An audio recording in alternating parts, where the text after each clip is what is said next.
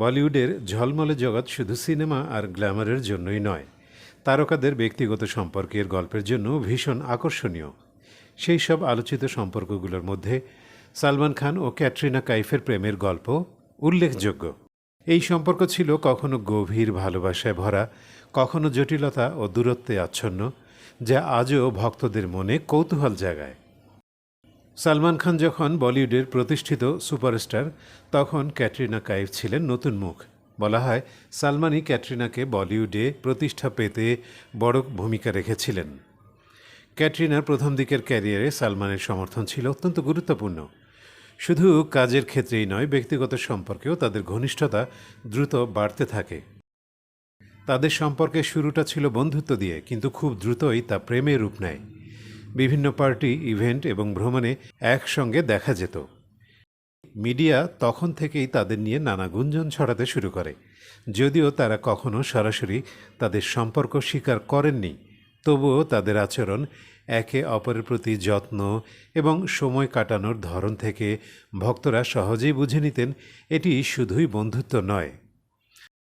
সালমান খান তার ব্যক্তিত্বের জন্য পরিচিত।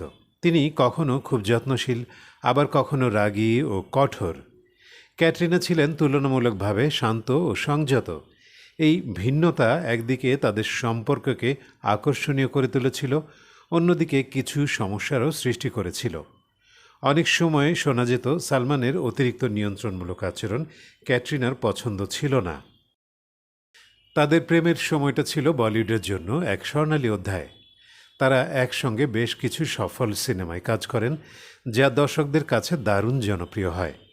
পর্দায় তাদের কেমিস্ট্রি ছিল স্বাভাবিক ও প্রাণবন্ত, বাস্তব জীবনে সম্পর্কের প্রতিফলন বলেই মনে হতো। কিন্তু সব ভালোবাসার গল্পের মতোই তাদের সম্পর্কেও ধীরে ধীরে ফাটল ধরতে শুরু করে। ক্যাটরিনার ক্যারিয়ার যখন নিজস্ব গতিতে এগোতে থাকে, তিনি নিজের পরিচয় তৈরি করতে শুরু করেন, তখন তাদের সম্পর্কে ভারসাম্য বদলাতে থাকে। এর পাশাপাশি নতুন নতুন সহ অভিনেতাদের সঙ্গে কাজ করা এবং ব্যক্তিগত স্বাধীনতার চাহিদাও বাড়তে থাকে। এই সময়ই ক্যাটরিনার জীবনে অন্য একজন অভিনেতার আগমন ঘটে, যা তাদের সম্পর্কের উপর প্রভাব ফেলে।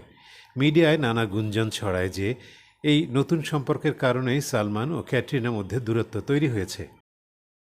যদিও সত্যটা কখনো পুরোপুরি পরিষ্কার হয়নি, তবে এটা নিশ্চিত যে তাদের সম্পর্ক আর আগের মতো ছিল না। শেষ পর্যন্ত তারা আলাদা হয়ে যাওয়ার সিদ্ধান্ত নেন। এই বিচ্ছেদ ছিল অনেক ভক্তের জন্য হতাশাজনক, কারণ তারা এই জুটিকে বাস্তব জীবনেও একসঙ্গে দেখতে চেয়েছিলেন। তবে বিচ্ছেদের পরও তাদের মধ্যে তিক্ততা তৈরি হয়নি, এটাই ছিল সবচেয়ে উল্লেখযোগ্য বিষয়। বিচ্ছেদের পরও সালমান ও ক্যাটরিনা একসঙ্গে কাজ করেছেন এবং একে অপরের প্রতি সম্মান বজায় রেখেছেন। তারা বিভিন্ন সাক্ষাৎকারে একে অপরের প্রশংসা করেছেন এবং পুরনো স্মৃতিকে সম্মান দিয়েছেন। এই পরিণত আচরণই প্রমাণ করে যে তাদের সম্পর্ক শুধু একটি প্রেমের গল্প নয়, বরং একটি গভীর বন্ধুত্বের বন্ধনও ছিল। বর্তমানে ক্যাটরিনা তার ব্যক্তিগত জীবনে নতুন অধ্যায় শুরু করেছেন, আর সালমান খান এখনও বলিউডের অন্যতম প্রভাবশালী অভিনেতা হিসেবেই রয়েছেন। তবে তাদের অতীতের সম্পর্ক আজও ভক্তদের মনে একটি বিশেষ স্থান দখল করে আছে। সব সম্পর্কের শেষ একসঙ্গে হওয়া নয়। কখনো কখনো ভালোবাসা মানে একে অপরকে সম্মান করা, বুঝতে পারা এবং প্রয়োজনে ছেড়ে দেওয়াও। সালমান ও ক্যাটরিনার সম্পর্ক সেই বাস্তবতারই একটি সুন্দর উদাহরণ। সম্পর্ক যতই গভীর হোক না কেন, সময় ও পরিস্থিতি অনেক কিছু বদলে দিতে পারে, কিন্তু যদি সম্মান ও বন্ধুত্ব অটুট থাকে, তাহলে সেই সম্পর্ক চিরকালই বিশেষ হয়ে থাকে। সালমান খান এবং ক্যাটরিনা কাইফ একসময় একসঙ্গে থাকতেন। পাক অভিনেত্রীর এক বিস্ফোরক মন্তব্য। তিনি বলেছেন, বিদেশ থেকে ক্যাটরিনা যখন মুম্বাইয়ে আসেন, তখন থেকেই সালমানের সঙ্গে সখ্যতা তার। মাইনে প্যার কিউ কিয়া ছবির সময় থেকেই সে বন্ধুত্ব ঘনিষ্ঠতায় পরিণত হয়। কেমন ছিল তাদের প্রেম? সালমানের বাড়িতে নৈশভোজের আমন্ত্রণে গিয়ে ক্যাটরিনার সঙ্গে সাক্ষাতের অভিজ্ঞতা তুলে ধরেন তিনি।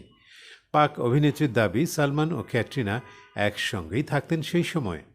আরজুমন্দ জানান, তিনি সালমানের অনুরাগী ছিলেন, তবে ব্যক্তিগতভাবে আলাপ করার পরে সালমানকে আরও ভালো করে চিনতে পারেন তিনি। আরজুমন্দ বলেন, তিনি খুবই দয়ালু, ভালো মনের মানুষ। সর্বোপরি সকলকে সম্মান করতে জানেন। তার বাড়িতেই ক্যাটরিনার সঙ্গে দেখা হয়। তিনিও খুব ভালো মানুষ, কথাবার্তা খুব ভালো, দুজনেই খুব আন্তরিক। আমাকে খুব সুন্দর করে স্বাগত জানান। এত বড় তারকা, তবু তাদের ব্যবহার এমন সরল যা অবাক করে দেয়।